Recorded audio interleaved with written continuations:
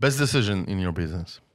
It would be migrating the head office from South Africa to Ireland, exposing us to the international market.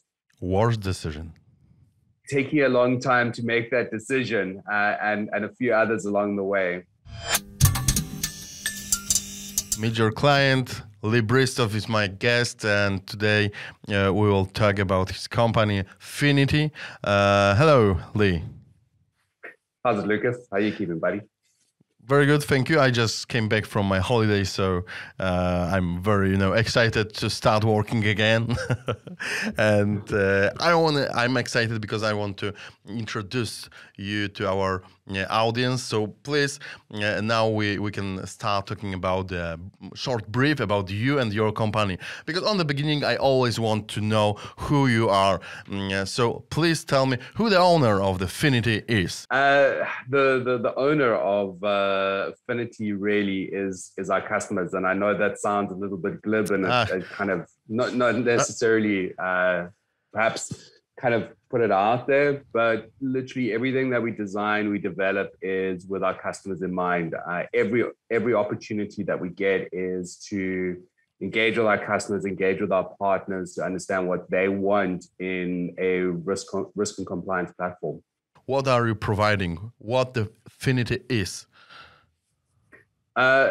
Every company is struggling with Excel spreadsheets and the proliferation of emails and Excel and people running various processes. And really what we do in a very brief nutshell is we remove those bottlenecks from organizations so that they can actually run faster, develop quicker, and know that risk and compliance is built into their processes.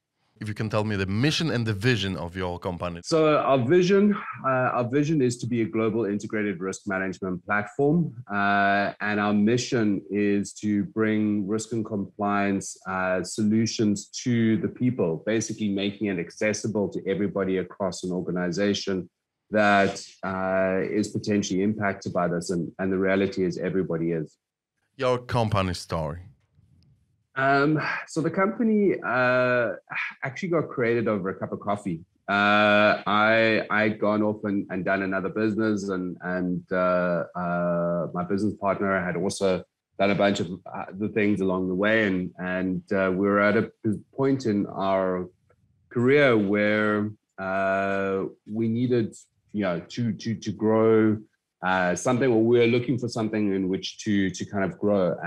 And Phinity Risk Solutions was basically conceptualized over a single cup of coffee. And really the first 2-3 years of Phinity was, or the entire strategy was almost designed over, walking across the road, grabbing a coffee, thinking about what we we're going to be doing, and then running off and trying to do it in the best possible way that we could, with the limited resources that we've had, because Phinity has been bootstrapped literally from the beginning. And in order to be able to do that, we had to be really innovative around what solutions we were building, when we were building them. We basically had to build stuff that we could sell almost immediately, or that customers would want to ingest so that we could keep them ultimately. Being a small startup in South Africa, we had to be super nimble and very tight in terms of anything that we spend any money on. That's very interesting thing, because you are your headquarters is in South Africa, yes? Yeah. So I basically hadn't lived outside of the continent of Africa until I was 45, and that was part of the migration of Phinity to Ireland is myself coming over. Setting up the international head office here, and kind of getting our expansion drive going. But we haven't lost our roots. We've still got a lot of good customers in there in South Africa. We've got a lot of our development team still based there. And there's a lot of roots coming, kind of keeping us in South Africa. But as we expand into other geographies, Europe being our first one, the Americas and Asia's hopefully to follow quite soon, we will be becoming that vision that we've set out to be, which is that global integrated risk management company.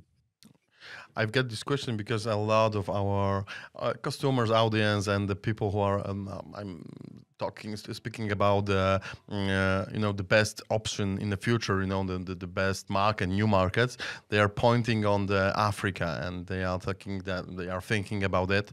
So, if I can ask you, what do you think about that market? It's a very diversity market, or it's growing fast, or you can tell us about some problems what we will need to solve when we are going there. It's very interesting, and we are expecting to maybe go there in the close future. Lucas, the African or South African market is quite interesting.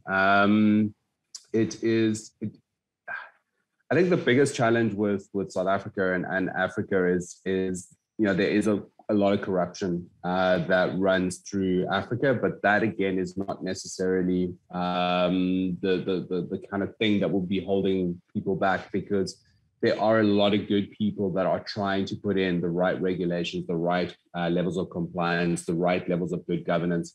But you're always going to get hit up against the same sort of bureaucracy that you would have anywhere in the world. I think the biggest challenge is that there is that sort of corruption in there. And in order to be able to get stuff done, you still do need to, if you're that way inclined, you would need to grease some wheels.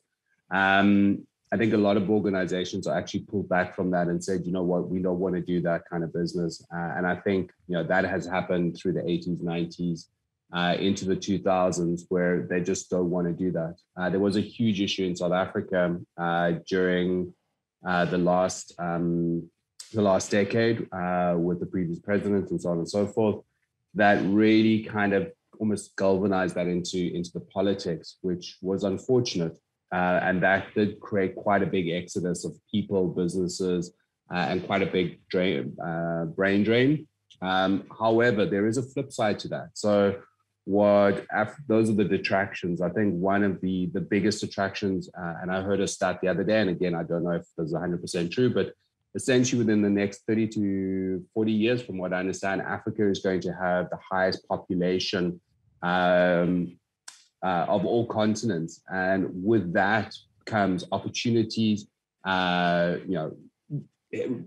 rich continent with great people, big ideas, and wanting to expand. So, I do believe that there are a lot of opportunities in Africa. It's a beautiful place. It's a beautiful country. South Africa specifically is a beautiful country. I've done quite a lot of traveling through the Southern Africa area, and it's just absolutely amazing. I think one of the last maybe detractors from Africa is probably around the safety. So you do have to be very cautious about where you go and what times. I think it's a little bit like anywhere at the moment in the world, but I think it's just a little bit more, you just have to be a lot more cautious, I think. And could you tell me something more about the business culture there? There is a simple way to connect through the, LinkedIn or mail and speak on the, like we are talking, or they prefer to meet, face to face if they want to settle up some big contract or something like that. Okay, so South Africa is a multicultural melting pot, specifically Cape Town as well. But I think the core of South Africans is very direct. We're really not scared to tell you if you are doing a shit job. We're very clear about what our wants are, what our expectations are, what good looks like. And I think if you're very succinct in terms of your message that you give to a South African business type organization, and they can see the value, they will very quickly tell you, okay, let's engage, let's do business, or they won't. It will just be, okay, thank you very much for your time. Maybe come back in a year or not at all. And I think the one part of that is that we're very friendly, typically, and again, it goes very much towards that. We're always willing to engage once. We're always willing to have a conversation once. But you have to show value, and you have to build that trust as to why you're there and what is the value out of what we're doing. It doesn't necessarily need to translate into financial value, but there needs to be a good conversation, or there needs to be good rapport, or there does have to be a financial, ultimately a financial benefit from that engagement. What do you sell? Because I noticed that many times that a lot of founders of the companies, they can't say, very simply what is the value of their product, what they exactly sell. And I think that the simplest way to sell something is to show how easy you can fix some really big problem for your customers. So that's my first question. What do you sell, Lee? We sell visibility and proof that you are compliant and that you are following a risk-based approach in your business. Okay. So what kind? That is the most succinct way I could put it, Lucas. But let me explain. Of course. I just wanted to kind of pause at that point, but I just wanted to kind of let that resonate. I wanted to ask you if you can point of the biggest problems, what real problem what I can have, and you can help me with that problem. Yeah. Okay. So I'll give you an example. So one of our customers gave a testimonial. In fact, I'll use two separate customers and the testimonials that they gave. So in the one instance, they were running essentially a compliance process that took them 3 years to complete every single cycle. So they would start the process, and 3 years later they would be done. And then in 3 years' time, they would start the process again, and then so on and so forth. So this was a sort of just to basically run, 3 sets of these cycles that would almost take 10 years to get to that point. And you can imagine the amount of people, time, resources, reporting, everything that goes into running this, because they had to assess at the time 3,000 different entities. And they could only do that through the sort of manual, going to the place, checking this, taking pictures and all the rest of it. With Phinity, we basically took that process, we mapped that process out from a digital perspective, and we put that into our platform. So really what Phinity is at its core is form and workflow. So form and workflow is an email gets sent to somebody, they click on a link, they open up a form, and that form has got a bunch of information in it in terms of do you have this in place? Do you have a fire extinguisher? Do you have this health and safety item? Do you have this security item in place? Show me the pictures, show me that it's still valid, show me that it's been serviced recently, and put that in and submit it. So now all of a sudden, you didn't have people climbing in cars, getting on airplanes, going to these various places, pulling all those reports together. They were basically able to take that 3-year process and turn that into a 3-month program. Okay. So now they only have to run this thing because it's still a 3-year compliance item that they have to do for their business. So they basically have to dedicate 3 months every 3 years to running this. That means that from a resourcing perspective, they were able to reduce on the number of people, time, effort, cost in terms of implementing that. So that's an example. Another example is that an organization had procurement teams in every single geography that they were operating in.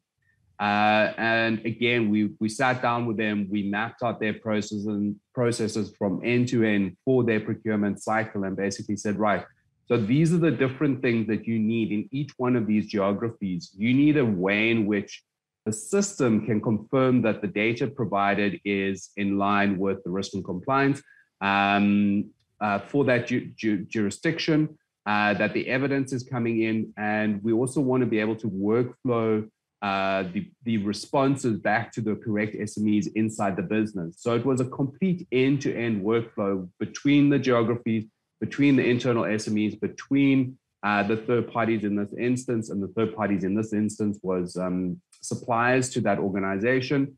And ultimately what they ended up doing is they ended up taking a team from various geographies and actually collapsing that entire team effectively down into 3 people in one geography that was able to run everything. Now, what that means is massive amounts of efficiencies were brought into the organization. The size of the team could actually be reduced. Again, you don't necessarily want to take jobs away, but those jobs can be, reused in other parts because they didn't need to be the process. That's the part that I'm trying to solve is let's get people out of the process. They don't need to run a process. They need to manage the outcomes. They need to manage the remediation. That means that you can actually focus on what's more important than just running the process and looking busy. Now I want to ask you a very important question about your customers. Who are your target group, and how to get to them? Lucas, the target group that we are going after is typically the tier 1 and tier 2 banks and insurance companies and retail organizations. Okay. We find that the conversations that we have with them tend to resonate the best because they typically have massive processes, huge amounts of regulation and legislation that is driving their businesses to make the right kinds of decisions. And when you're forced to make the right kind of decisions, you start to realize that you need to put in a lot of people, a lot of processes in order to actually meet those legislations and regulations that are coming down on your business. And very often they get to a point where they realize, actually, there's a better way to do this. And the minute they trigger that there is a better way to do this, that is when they become a potential customer for Phinity. And yeah, the idea here is to find those customers at that point or just before that point to actually support them on that journey in terms of the thinking about how they're actually going to get automation into those processes. Because it's not like you walk in and turn on a light and electricity and all of a sudden magically you've automated absolutely everything across your organization. You still have to think because your organization is different to every other organization out there. It sounds like they need a lot of support from your team, or the work to implement your solution. It needs to be, a lot of commitment from you for some project with your customers. Yeah, absolutely. I mean, there's got to be a commitment on both sides. I think there's certain areas within risk and compliance that you can turn on quite quickly. Stuff that is quite traditional that people have been running out of Excel and processes like that for a while. But for the bigger, like third-party risk management, implementation of sort of core processes to map out your applications to determine how risky those applications are, or the processes that those applications support, there is a lot of heavy lifting and a lot of heavy thinking that is actually required to make that look good. It's not like you can pick up, open up an Excel spreadsheet, draw a few diagrams, make a few decision points, and you're there. You actually have to think through the process, talk to the people at the coalface, understand exactly what they're doing. Because if they're going to adopt automation, they're going to have to be a stakeholder in that engagement. They're going to have to buy into it. Because if they don't, they're just not going to accept the change, because that's ultimately what we're selling is a better way to fundamentally shift and change the organization from manual processes to a more digital, streamlined workflow environment. And again, beyond that, there are going to be additional changes because you're going to start wanting to bring in additional layers of machine learning. You want to then integrate the platform into other solutions. You want to then aggregate all of those data points up into a sort of intergalactic dashboard. We're not there yet. The industry is not there yet. The industry is not ready for that conversation even. And our clients may have had the thought about it, especially the sort of the academical type individuals. But from a technology perspective and from an adoption perspective, we're not going to be there for a while. Okay, Lee, I'm thinking about the security part of this whole operation because I can see that a lot of companies can have some problems with share with you that inside information about their process company info and insights. That could be a very big problem. How you solve it? So Lucas, I actually want to kind of inverse that question slightly, in the sense that the Phinity actually enables better security at our customers. Okay. And the way in which we see that happening is that, you know, customers put in place controls. Those controls, for all intents and purposes, are your sort of external controls and your internal controls. Those controls are based on your policies, your standards, your procedures, right? And in order for those controls to be effectively implemented, you need to know that they are implemented, right? You need to measure them. You need to calculate what is the likelihood of a risk occurring if you don't have that control in place, or if you do have that control in place.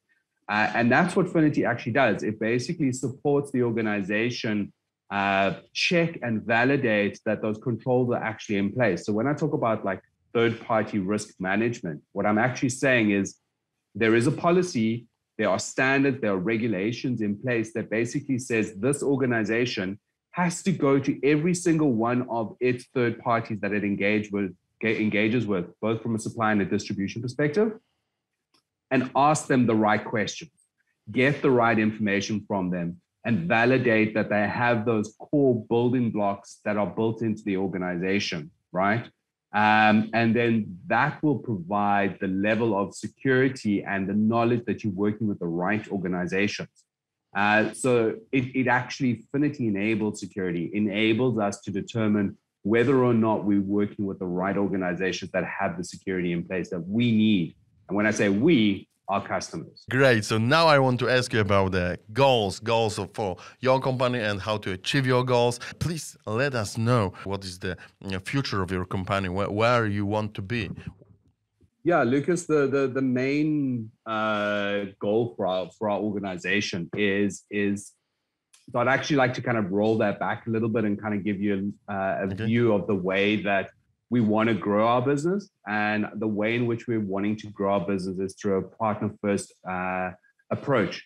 So what that means is that we're looking ideally for the right partners in various geographies. And as you can hear from everything that I've said about Phinity, it does require, in the very beginning, quite a lot of sort of change management that needs to go through the organization. Once that change management is done, they can then, Phinity is then ready to actually implement on top of that. So as part of that approach, what we need is the right kind of partnerships across the globe. There are a few people that are intelligent enough and lucky enough to be able to land that and get that right. But most of us that went out and did our own MD and CEO type roles, I remember finishing university, or not even university, schooling, starting my first business. But I didn't have those life lessons. I didn't have those basic building blocks. So when you start the automation process, it's a bit like that. So you need to get the basics right. And the right kind of partner can have those conversations, because those are the right conversations to be having before you go down an automation journey. Thank you very much, Lee. I think we can see each other in October.